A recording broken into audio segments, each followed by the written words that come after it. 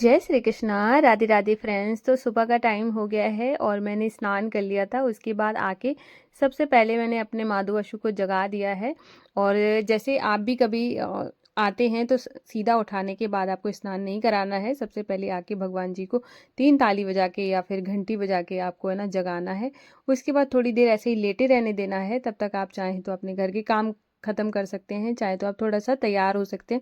अगर आप मैरिड हैं तो तैयार होना तो ज़रूरी होता ही है, क्योंकि श्रृंगार भी एक बहुत मतलब भगवान का दिया हुआ आशीर्वाद है जिसको हमें अच्छे से यूज़ करना चाहिए। तो मैं हमेशा पूजा करने से पहले थोड़ा सा तैयार हो जाती हूँ। तो मैंने बस वही जो हल्का जो मेकअप वगैरह होता है वही सब कर लिया है। बिंदी, लिपस्टिक, सिंदूर ये सब लगाना। उसके बाद मैं रेडी हो गई हूँ और अब जाके मैं पूजा पाठ की तैयारी करूँगी। तो सबसे पहले मैं आ गई हूँ किचन में। तो यहाँ पर मैं माधु अशु के स्नान के लिए यहाँ पे पानी गर्म कर रही हूँ। और आज मैं आप सबके साथ शेयर करूंगी कि मैं नाम जाप, जैसा कि आप टाइटल देखकर समझ ही गए होंगे कि नाम जाप पे ये वीडियो है। और उससे पहले मैंने सोचा कि मैं आप सबके साथ अपनी सुबह की जो दिनचर्या होती है लड्डू गोपाल जी के साथ वो कैसी रहती है वो भी आपके साथ शेयर करूं। मेरी जो पॉजिटिव दिन की शुरुआत कैसी हो जाती है, जिससे मैं पूरा दिन हैप्पी फील करती हूँ, उसके लिए मैं सुबह सुबह कैसे अपने सुबह की शुरुआत करती हूँ वो मैंने सोचा आपके साथ शेयर करूँ। तो उसके बाद है ना पानी गर्म हो गया था, फिर मैं आगे आई और माधु अशु को ले जाके किचन में ही स्नान कराती हूँ। कभी कभी मैं रूम में भी करा देती हूँ, पर बहुत कम ही होता है ऐसा। मैं किचन में ही स्नान कराती हूँ। तो स्नान कराने के बाद फिर मैं आ गई थी, तो उनको मैंने बिठा दिया है। और अभी किचन में ही बैठे थे तो फिर मैंने आके मंदिर को अच्छे से साफ़ कर लिया था। जितने भी भगवान जी थे उनको भी अच्छे से पोंछ दिया था। उसके बाद माधु अशु को ले आई थी। मैं जब भी लेकर आती हूँ, जब मंदिर साफ़ हो जाता है उसके बाद ही मैं माधु अशु को यहाँ पर लेकर आती हूँ, क्योंकि तब तक मैं उनको वहीं बैठने देती हूँ। उसके बाद जब साफ़ हो जाता है तो फिर मैं लेके आ जाती हूँ। तो सर्दी जैसे हो रही है अभी, अच्छी खासी सर्दी हो रही है, तो मैं डबल ही कपड़े पहनाती हूँ। और ये तब से शुरू हो जाता है जब से हल्की हल्की, जैसे नवंबर मतलब अक्टूबर से ही मान लीजिए, अक्टूबर से मैं डबल कपड़े ही पहनाती हूँ।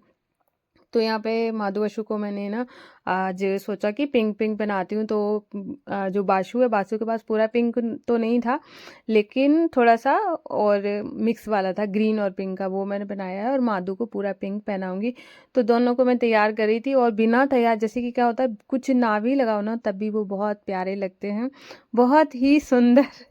तो मैंने उनको अच्छे से उनकी पोशाक धारण करवा दी है। और उनके जो मुकुट वगैरह होते हैं, जो आप कंटेनर देख रहे हैं, इसमें मैं सारे मुकुट वगैरह रखती हूँ। और थोड़े बहुत अलग भी थोड़े रखे रहते हैं, क्योंकि ये बॉक्स है थोड़ा सा, मतलब सारे मुकुट नहीं आते हैं अच्छे से, तो एक दो मुकुट तो अलग ही रहते हैं। तो यहाँ पर है ना मैंने उनको पोशाक धारण करा दी थी। अभी मैं उनका अच्छे से श्रृंगार भी करूँगी। और अभी थोड़ा सा जैसे कि पहले के कंपैरिजन में थोड़ी सर्दी हल्की सी कम है, तो आज मैंने सोचा है कि मैं उनको मुकुट लगाऊंगी। वैसे तो जैसे थोड़ा सा सर्दी जैसे शाम को ज़्यादा हो जाती है या फिर सुबह में मुझे आज थोड़ी सी कम लग रही थी, तो फिर मैंने सुबह सोचा कि अब आज है ना मुकुट लगाऊंगी और शाम को है ना उनका जो बुलन वाला कैप होता है वो लगा दूंगी। तो मैंने माधु अशु को रेडी कर दिया था, अभी मैंने आपको दिखाया नहीं है। तो फाइनल वाला जो उनका लुक है वो मैं अभी दिखाऊंगी आपको।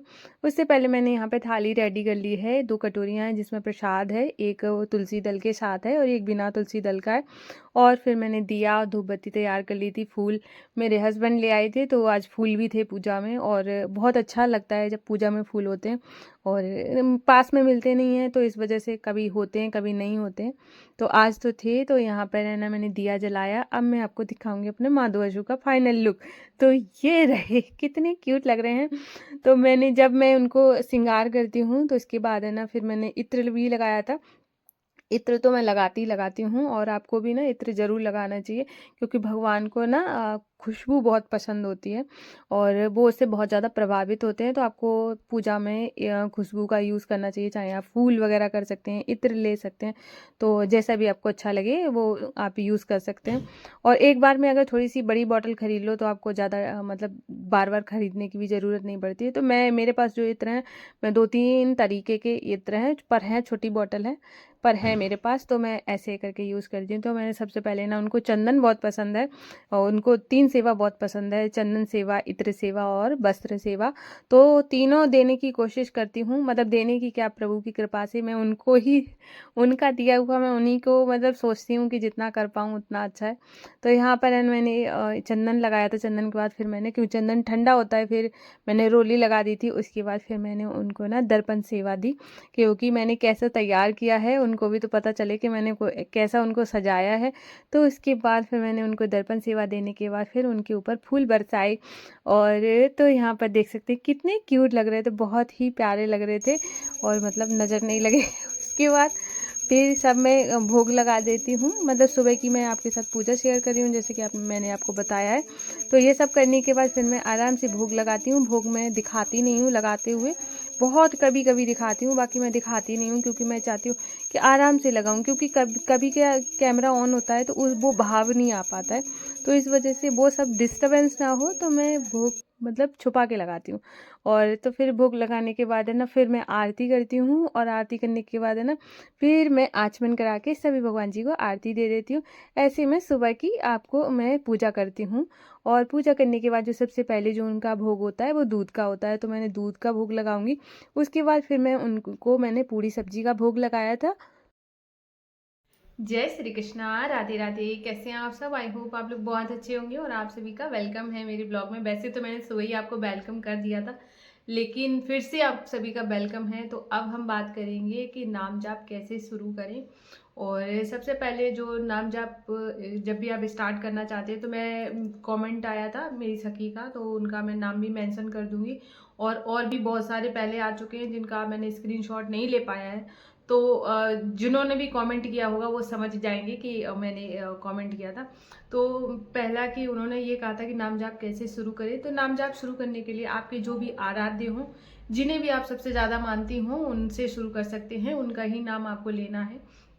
तो जैसे कि मैं कृष्ण भगवान को बहुत मानती हूँ, और वो तभी खुश होते हैं जब हम राधा रानी को का नाम लेते हैं। तो मैं राधा रानी को भी बहुत मानती हूँ, मतलब इक्वली मानती हूँ दोनों को। मेरे पास अभी जैसे कि राधा रानी का जो स्वरूप है वो छोटे में, जैसे कि जो होता है ना, विग्रह नहीं है मेरे पास। वैसे तो राधा रानी कन्हैया दोनों ही हैं, तो मैं उन दोनों को ही मानती हूँ, बहुत ज़्यादा मानती हूँ। तो मैं सबसे ज़्यादा राधा रानी का नाम लेती हूँ, तो राधा नाम का जाप करती हूँ। आप जिसको भी मानते हो उनको कर सकते हैं। तो नाम जाप शुरू करने से पहले सबसे पहले आपको है ना, सुबह में अच्छे से आपको शुद्ध होके नहा धोकर ही आपको नाम जाप करना है। अगर आप माला से करते हैं, अगर आप टेलीकाउंटर से करते हैं, तब तो आप किसी भी कंडीशन में कर सकते हैं, उससे कोई बुराई नहीं है। दूसरी बात होती है कि आपको सबसे ज़्यादा, आपको अगर देखा जाए कि किस टाइम में हम नाम जाप कर सकते हैं, तो उसका जो टाइमिंग होता है सबसे अच्छी जो होती है, जिसमें बहुत ज़्यादा पावरफुल होता है वो टाइम, वो होता है 4 से 6 बजे का सुबह का। उस टाइम में अगर आप करते हैं तो आपको बहुत ज़्यादा अच्छा रिजल्ट देखने को मिलेगा। तो आप सुबह में 4 से 6 के टाइम में अगर कर सकते हैं, आपकी बहुत ज़्यादा मनोकामनाएं हैं कि हाँ, ये बहुत लोग ऐसे बोल देते, वैसे मैंने तो नहीं बोला है कभी भी कि किसी चीज़ को पाने के लिए बहुत ज़्यादा भगवान को मनाते हैं ना, उस तरीके से अगर आप देखते हैं तो आपको 4 से 6 का टाइम सबसे अच्छा रहेगा। उस टाइम में आप कर सकते हैं। सबसे और रही बात जगह की, आप किस जगह करें, तो जगह के लिए आपको है ना, या तो आप अपने मंदिर में बैठ जाइए। एक तो क्या होता है, सुबह का जो टाइम होता है वो बहुत ज़्यादा मतलब शोर नहीं होता है, बहुत शांति वाला होता है। तो आप है ना मंदिर में बैठ के कर सकते हैं, या फिर आपके घर में कहीं भी ऐसा कोना है जहाँ पे बिल्कुल शांति है, तो वहाँ पर आप कर सकते हो। सुबह में अगर आप नहीं कर पाते हो तो सोने से पहले नाम जाप कर सकते हो, हाथ पैर अच्छे से धुल के। अगर आप शुद्ध हो तो आप है ना शाम को भी नाम जाप कर सकते हो। तो ऐसे करके आप नाम जाप कर सकते हो। और रही बात कि आपको कितनी माला करनी चाहिए, तो माला करने के लिए आपको है ना स्टार्टिंग में सिर्फ 108 मतलब एक बार आपको करनी है। मैं अभी माला भी दिखा दूंगी कि कैसे करनी है। तो आपको 108 ही करनी है।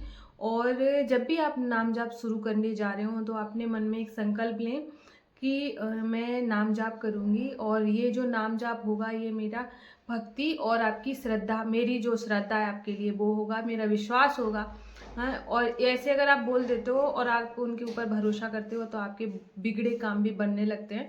तो इस वजह से आप जब भी जाप करना शुरू करें तो सबसे पहले अपने मन में एक विश्वास लाएं कि मैं जो कर रही हूँ या कर रहा हूँ मेरे साथ हमेशा अच्छा होगा। और सारी, मैं कभी भी ऐसा नहीं करूँगा कि भरोसा मेरा डगमगा जाए। तो ऐसे आप वहाँ पर नाम जाप अच्छे से कर सकते हो ऐसे करके। और रही बात मैं अभी आपको माला भी दिखा देती हूँ कि आपको कैसे करनी है। माला ली थी, मेरे लिए ये भी कमेंट बहुत आ रहा है कि आपने कौन सी माला ली है, कहाँ से ली है। तो मैंने अपने यहाँ से लोकल मार्केट से ही ली थी। और क्या है ना, मुझे तब ऐसा कोई आइडिया नहीं था कि माला कैसी होनी चाहिए। तो माला देखो, बहुत लोग बताते हैं भोले बाबा का अगर आपको करना है तो आप जो रुद्राक्ष वाली जो माला होती है उससे कर सकते हो, या फिर जैसे कि बाकी और भगवान जी का करना है तो आप तुलसी माला ले सकते हो। मैं जैसे राधा रानी की करती हूँ, बहुत लोग हैं ना तुलसी माला से करते हैं, पर मैंने जब ली थी तो मुझे ऐसा कुछ पता नहीं था। मुझे ऐसे लगता था कि 108 होना चाहिए और माला फिर कोई भी हो, तो ऐसे करके तो मैंने जो ली थी वो मेरी तुलसी माला नहीं है, ना ही रुद्राक्ष माला है, वो सिंपल देव माला होती है, पर जाप माला बोल के ही मैंने ली थी। और जहाँ से पूजा का सामान मिलता है वहीं से ली है।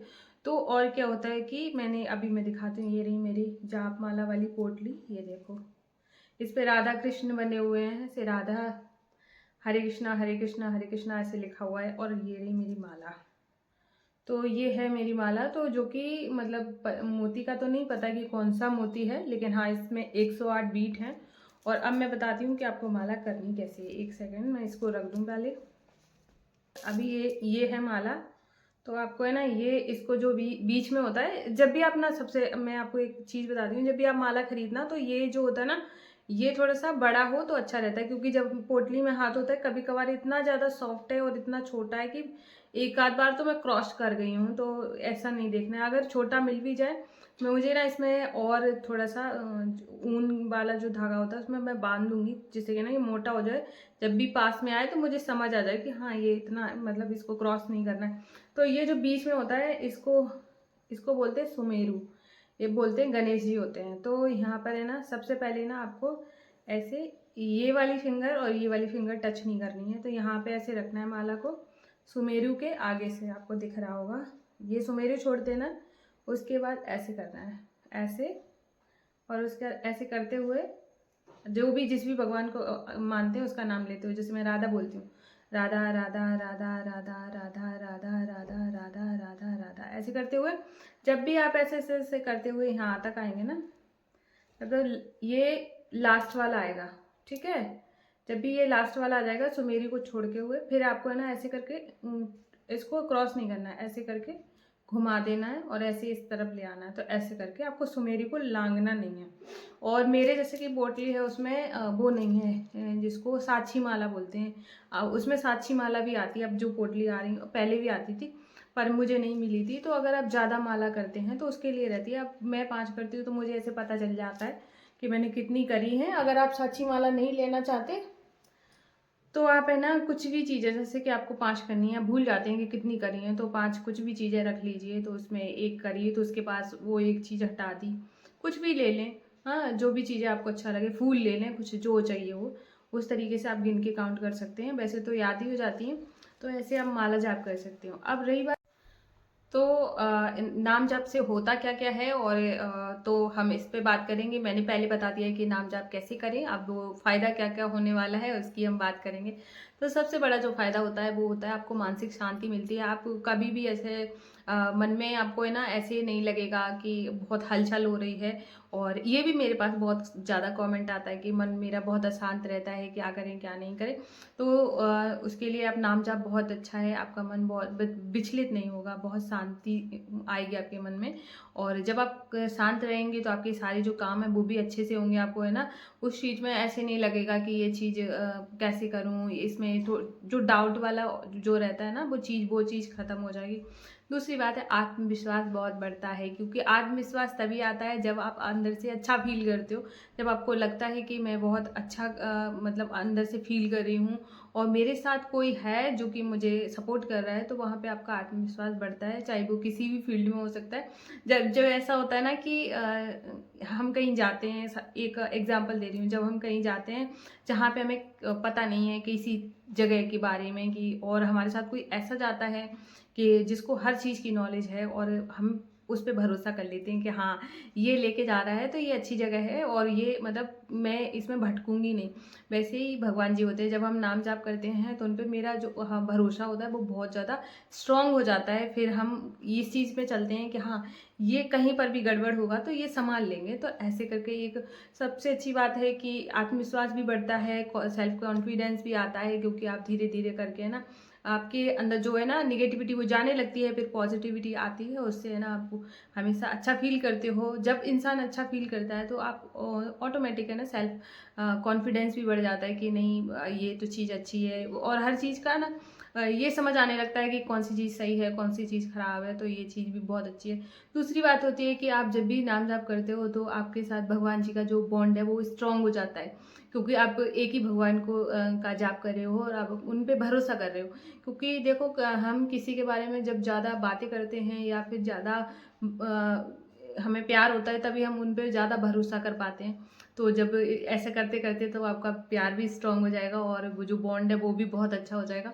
तो इससे बहुत मतलब अच्छा रहता है। दूसरी बात है नाम जाप से आपके जो पाप होते हैं वो भी नष्ट होते हैं, और इसलिए जो बहुत सारे होते हैं ना ग्रह, जो ग्रह होते हैं आपके वो भी कई लोग बताते हैं, पंडित जी वगैरह कहीं कोई भी दिखाते हो ना कि आपके ग्रह ठीक नहीं चल रहे हैं, ऐसा है वैसा है, तो वहाँ पर है ना मैं तो कहूँगी वैसे मैं इन सब चीज़ों में मानती नहीं हूँ कि ये सारी चीज़ें, और जो ग्रह का मालिक है वो वैसे ही बैठे हुए हैं तो वो खुद ही सही करने वाले हैं, तो हम इतना घबराने की ज़रूरत होती ही नहीं है। और लेकिन फिर भी अगर आपको लगता है कि आपके मन में शांति नहीं है, आपकी ग्रह दशा सही नहीं चल रहे हैं, तो आप उसके लिए नाम जाप करें और धीरे धीरे करके आपके जीवन में बदलाव आने शुरू हो जाएंगे। मैं यहाँ पे शायद है ना आपको बहुत सारे ऐसी चीज़ें भी हैं जो शायद बता भी ना पाऊँगी क्या क्या चेंज हो सकते हैं, वो आप एक्सपीरियंस करके ही आप पता कर पाओगे कि वाकई में ये चीज़ें चेंज होती हैं। और भक्ति एक ऐसा मार्ग है जो आपको हर तरीके से बदल सकता है, और इससे बड़ी ताकत मुझे नहीं लगता कि दुनिया में कुछ है। तो आपको, आप जब इस लाइन में आएंगे तब आपको धीरे धीरे रियलाइज़ हो जाएगा बाकी में चीज़ें वर्क करती हैं। तो और मैंने एक्सपीरियंस किया है। मैं ये किसी भी उस चीज़ से नहीं बोल रही हूँ कि मैंने कहीं पढ़ लिया है तो मैं बोल रही हूँ, या फिर मुझे मतलब किसी ने बता दिया है तो बोल रही हूँ, या किसी की वीडियो को देख के बोल रही हूँ, नहीं, मैंने खुद एक्सपीरियंस किया है। उस बेस पे ही मैं सारी वीडियोस लाती हूँ, उसी बेस पे ही मैं आपको बता रही हूँ कि बाकी में ये चीज़ें काम करती हैं अगर आपको अपने आराध्य पे भरोसा है। और आप है ना आँख बंद करके भरोसा कर सकते हो। जब सोचिए कि जब आप इंसान पे आँख बंद करके भरोसा कर सकते हो तो फिर भगवान पे क्यों नहीं, और जिसने इतनी खूबसूरत सी दुनिया बनाई है। और आप लोगों को मैंने आई होप आपका जो क्वेश्चन था मैंने उसका आंसर दे दिया है। और अगर फिर भी आपके मन में कोई भी सवाल है तो ज़रूर पूछिएगा। और अब मैं इस ब्लॉग को यहीं पर एंड कर रही हूँ। अगर आप सबको मेरा ब्लॉग पसंद आया हो तो प्लीज़ वीडियो को लाइक करना, और अगर आप लोग न्यू हैं तो चैनल को भी सब्सक्राइब करिएगा और फ्रेंड्स फैमिली में भी शेयर करिएगा। और मैं आपको मिलती हूँ कल न्यू ब्लॉग में। राधे राधे, जय श्री कृष्णा।